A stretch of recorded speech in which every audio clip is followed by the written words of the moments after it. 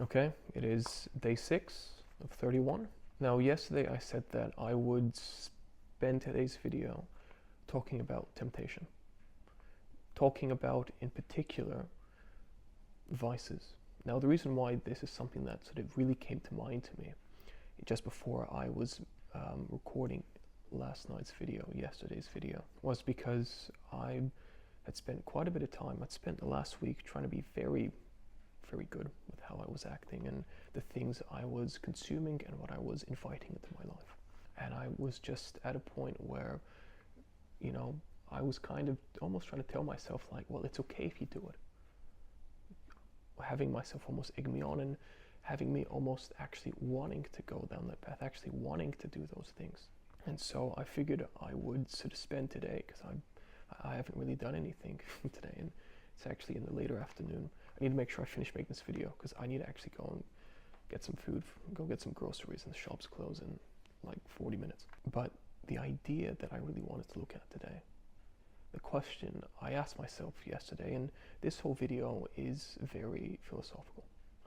So, like, I kind of read this back to myself, and I made sure I did sort of structure it. So I've got 3 pages of notes. I did structure it, and it does sound a little bit corny. It does sound, I'll admit that. It sounds very philosophical. Just bear with me with it, okay? But the question I wanted to ask myself yesterday, or that I was sort of asking myself yesterday, was why do I become so tempted by my vicious vices? Why do they scream at me when I become able to break more and more free? Now, the title of this video is going to be, how do I turn my vices into virtues? Now, obviously, the thing I need to figure out first is, what vices do I have? What do I believe are the vices in my life? Now, the biggest thing that was sort of triggering me and getting me to, the biggest thing that I was wanting to give into, the vice I wanted to give into last night, was consuming convenience junk food that is quite unhealthy. I obviously made sure that I didn't fall down that path, but the other thing that the other vice that I usually sort of let have a little too much control at times is my consumption of alcohol. That usually happens after a long day at work, after a stressful event. It's nice to have a nightcap, or 2 or 6.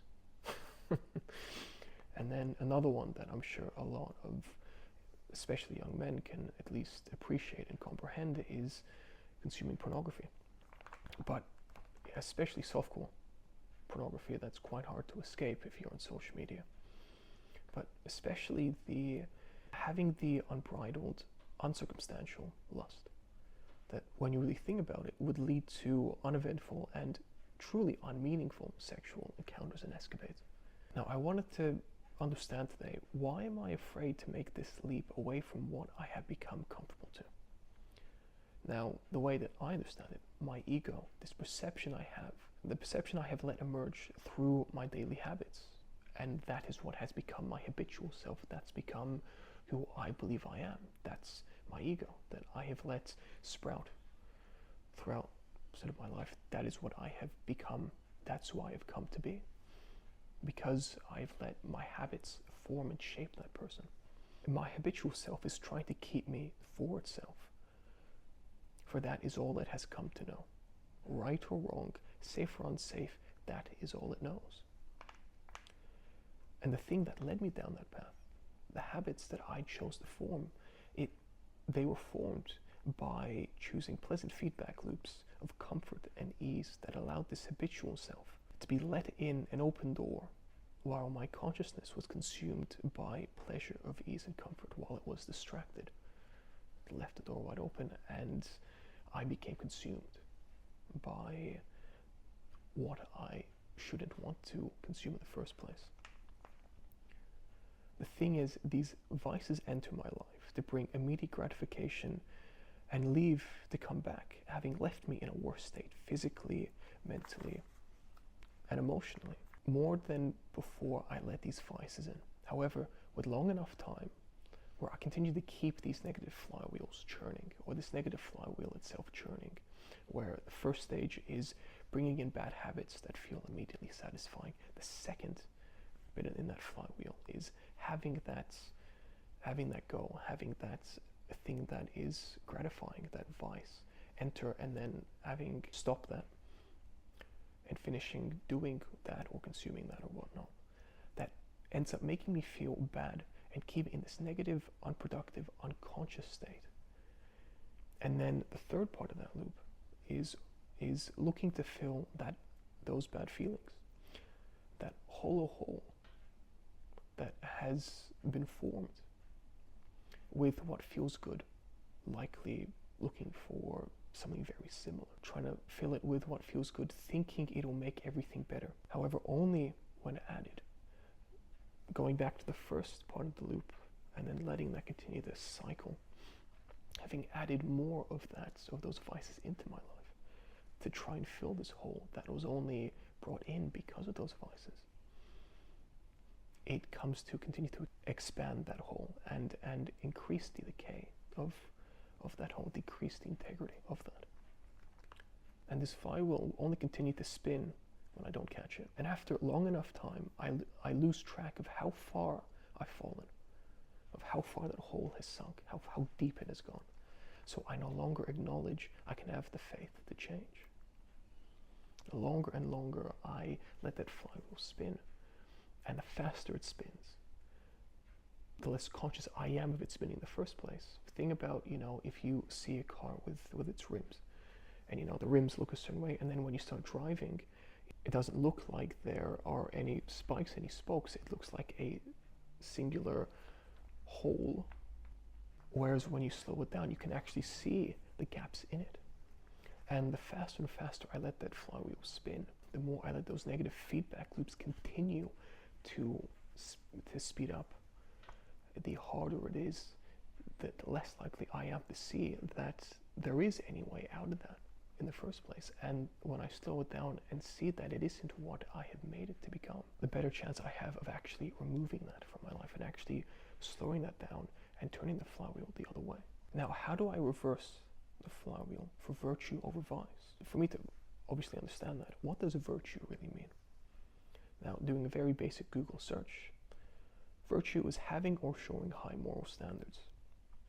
If I focus on enacting high moral behavior and make this my new habitual self by changing what I do and how I invite corruption into my life, by choosing to be personally honorable, I directly, by doing the inverse of what is dishonorable, where I was abstaining responsibility for myself, I now come to abstain and choose abstinence when my ego and its vices come knocking.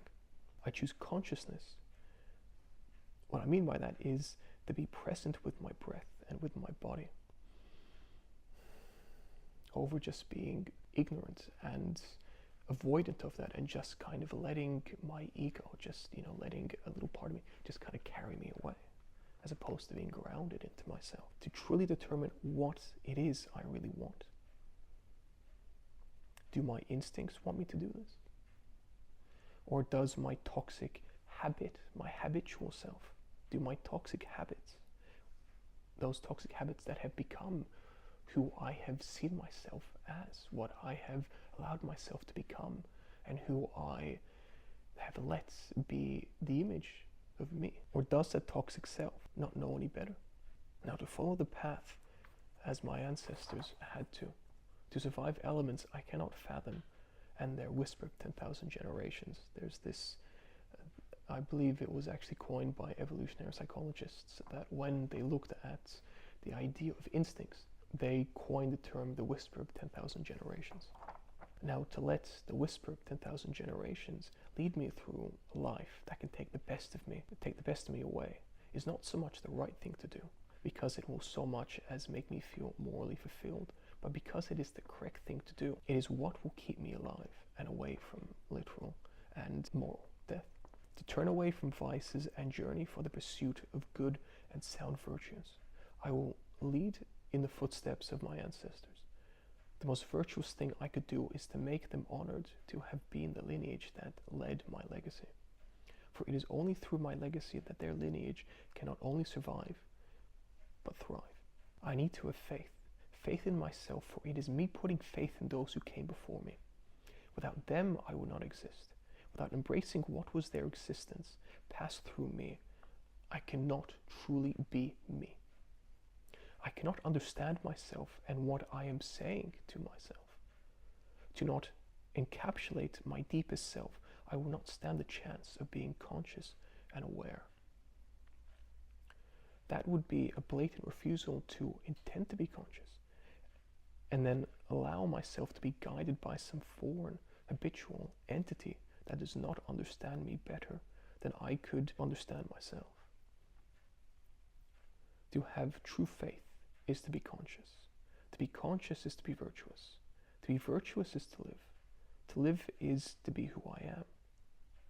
I am myself, for it is what my lineage intended for me to be.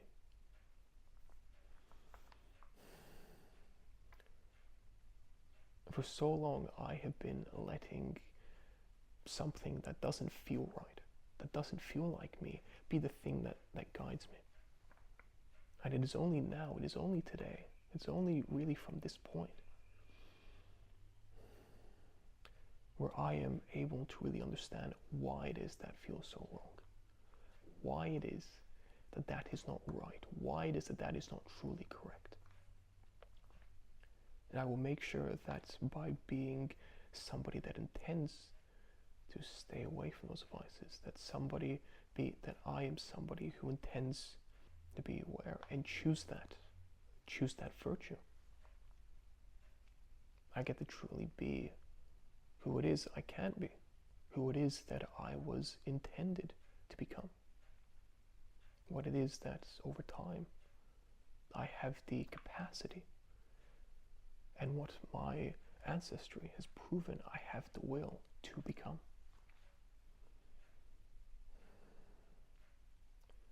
This feels quite weird for me to say. I do hope it makes sense, and I'm still trying to wrap my head around that.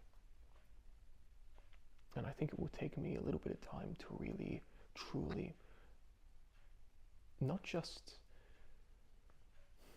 understand it, but to actually really live that way, to really live it. Because I've gone so long without that being something that would have ever been a thought of mine. I do hope that makes sense. I'm going to leave this video here today. Until tomorrow, take care.